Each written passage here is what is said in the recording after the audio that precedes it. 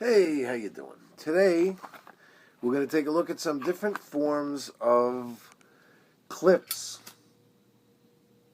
Not magazines, but clips. We have clips for 303 Lee Enfield. These are for, say, a number 4, number 5. I'm not actually sure if they work on the number 1. Not 100% sure. This is the Russian 7.62 by 59R. These are not aftermarket. These are stamped, the Russian stamped originals. I hear bad things about the aftermarket, so I did acquire some of these. I'll let you know how those do. We have 8mm Mauser here. I have 2 different kinds for this. I'm not really sure where these come from, but they're like a 2-piece, and I'll show you what I mean by that later. You can see that they're springy. They have a 2-piece design, whereas this, when I bought these, I think the guy said they were Turkish. This is just a 1-piece design, more like this type. The 303 and the Russian one is just a 1-piece design, and this is more like that. I'll let you know the differences there. These are for my Swedish Mauser. These are the 6.5 by 55 Swedish. I hear that these are good for the 03 Springfield and possibly the 1917, and of course the old M1 Garand. So I guess we'll just start with these here. These obviously unique in the respect that they hold 8 rounds, while these others all hold 5. And they are a 1-piece design, but instead of these others all sort of work by somehow capturing the rim. They have a lot to do with holding the edge of the bullet, whether it's rimless. See the differences here between these two, the 303 and the Russian. These are rimmed cartridges. So you're going to see they're going to have a protrusion. If you look at it the long way, you're going to see a protrusion where to be able to capture the rim. In both these and in the ones for the 303 are going to be the same. Whereas the rimless ones, they just sort of all line up evenly, and there really is no protrusion. They just slide underneath the rim of the cartridge and hold them in place. The 3006 is a rimless cartridge, and there is like a relief down here in the very bottom, this line that you see right here that the rims all do have to kind of stack into. But they are of a double stack design, more like a modern type of magazine. And actually these clips, in a way, it's not that you're just putting this in the gun and it's just functioning just the way it sits.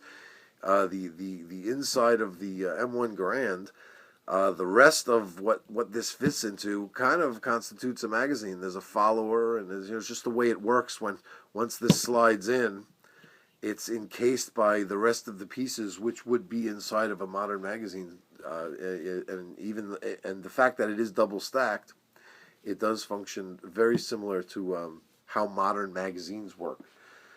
But of the whole group that I have right here, these they function very well, possibly the best of them, in that they're very solid. You could bang these around, you could toss them around, you could throw these across the ground to somebody that needs ammo, and you're pretty confident that they're going to stay in here and not fall out or get displaced. But they are very susceptible to, if you have one round that's poking up above the others, if there's one where the rim isn't seated properly inside of here, just one round, you won't be able to get it inside the gun. So you do have to be very sure that they're all seated properly.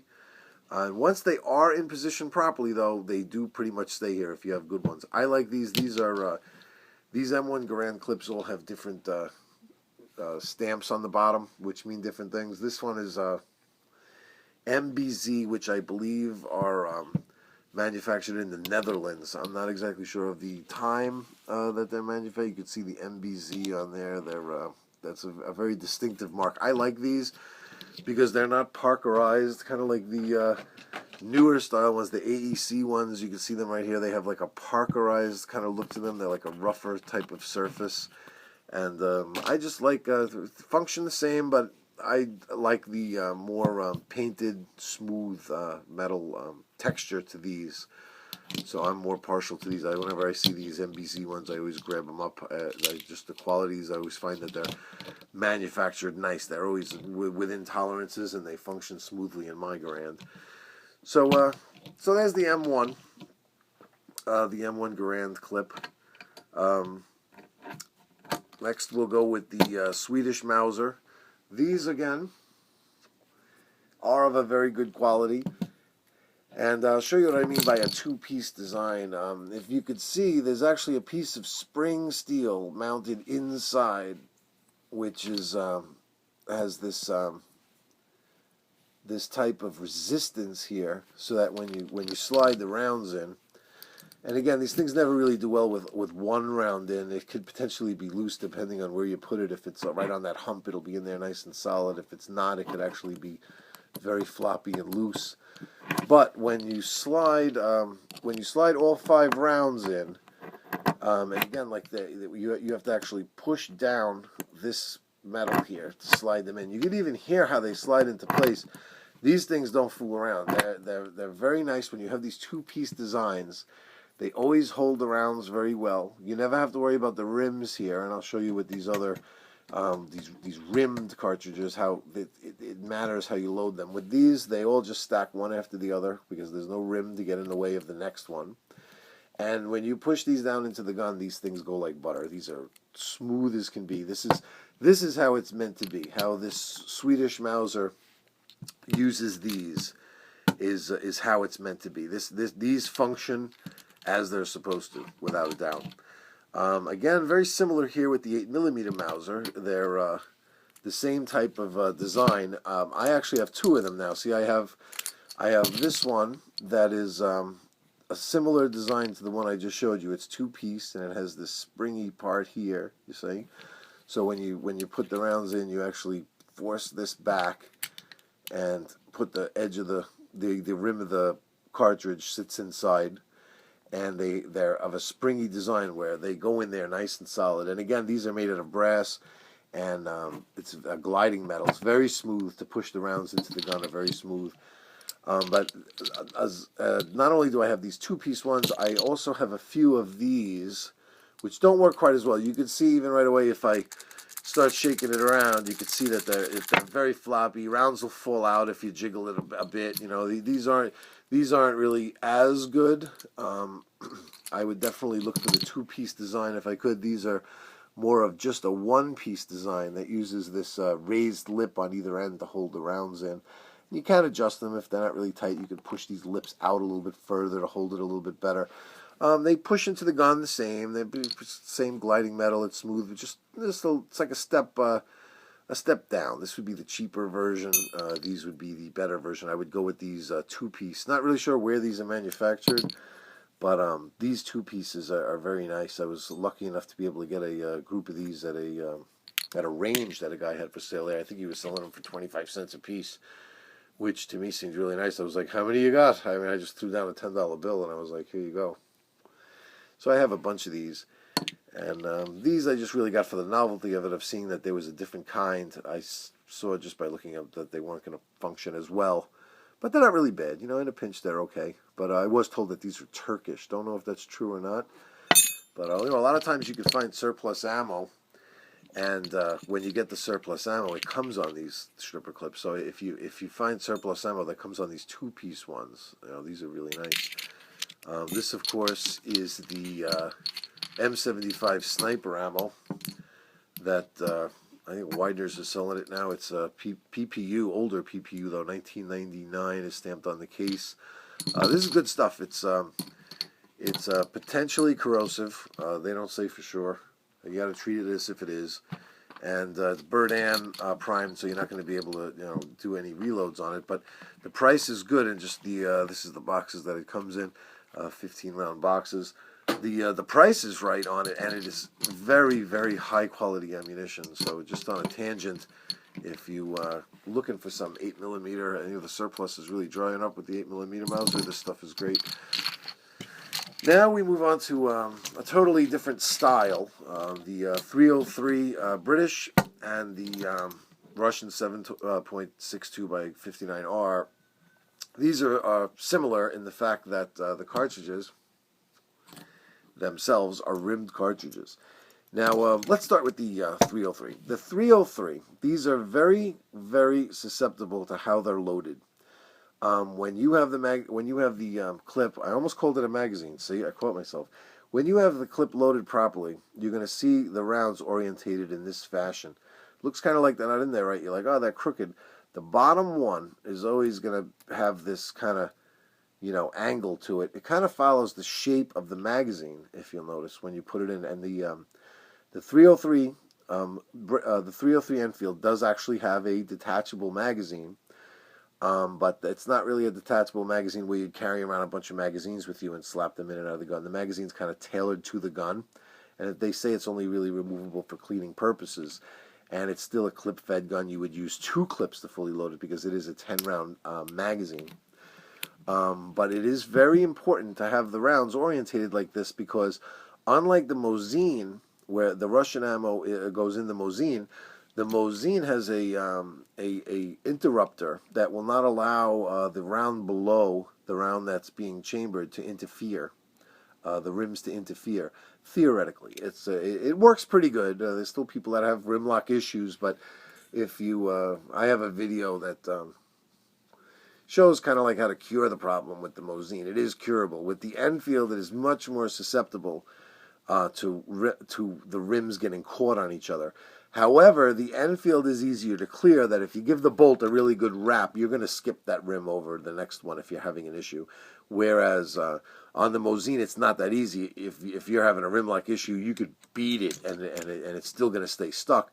I think it might have to do with the fact that the most of the surplus ammo that you use in the Mosin is going to be the steel-cased. It's copper-washed steel-cased ammo.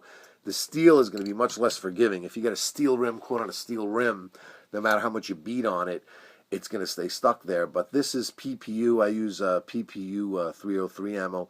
And the fact that it's a softer metal, you have a much greater chance of you skipping the rim over the next if you give it a good whack.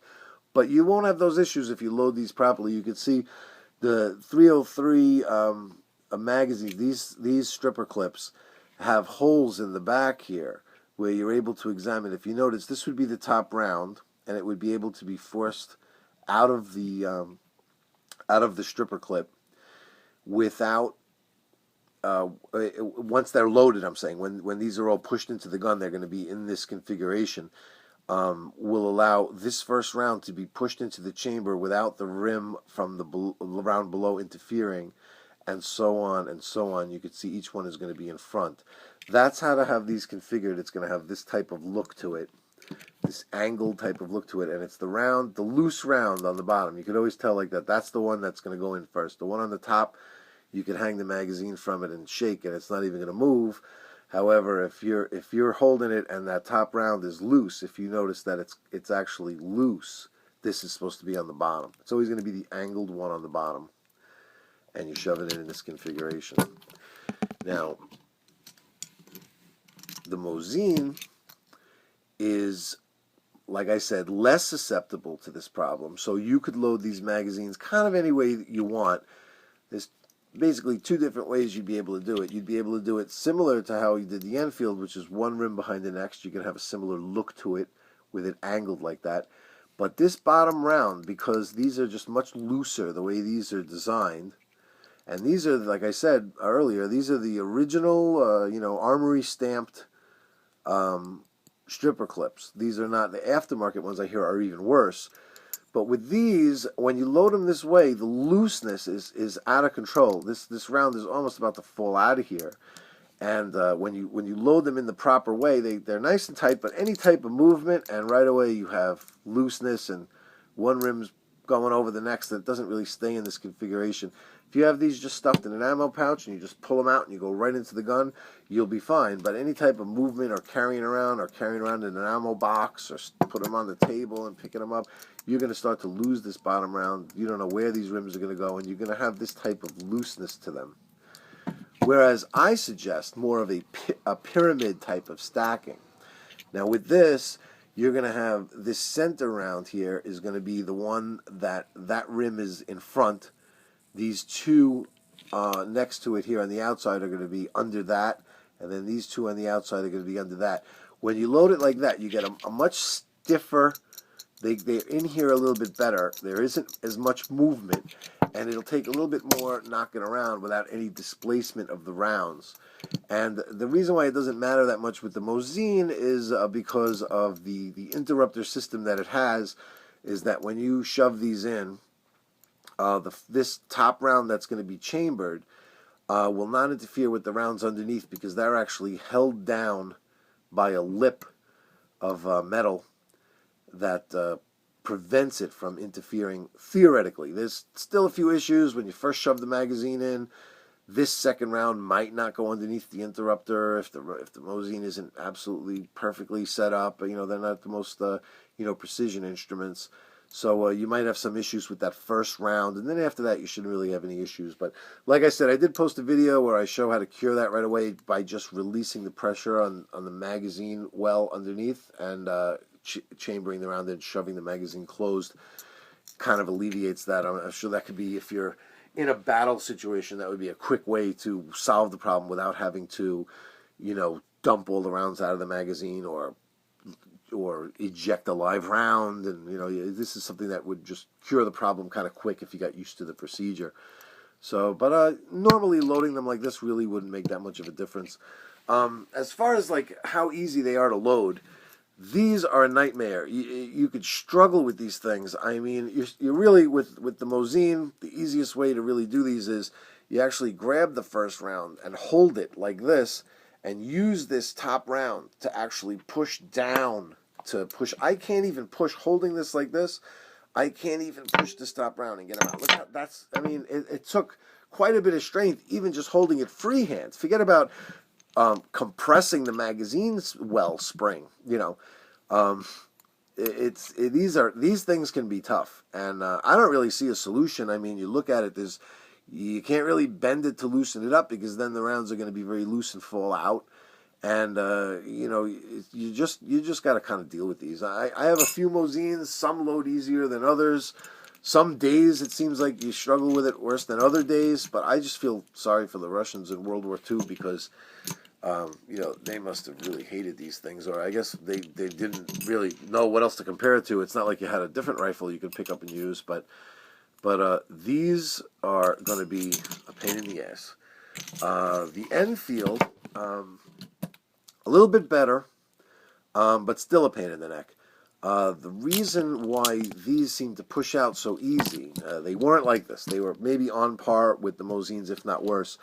But I have a video that shows how to polish these out. And someone did make a comment that they're going to rust. This is like months later, and these have just been sitting in an ammo drawer.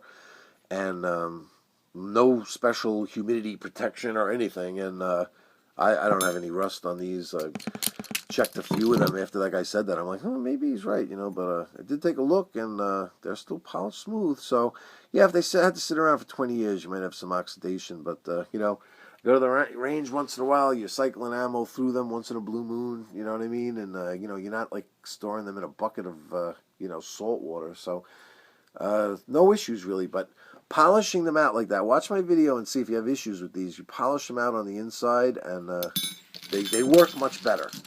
I can definitely use them now. I never even used to use these at the range because they were such a pain in the neck. I used to just single load my Enfield.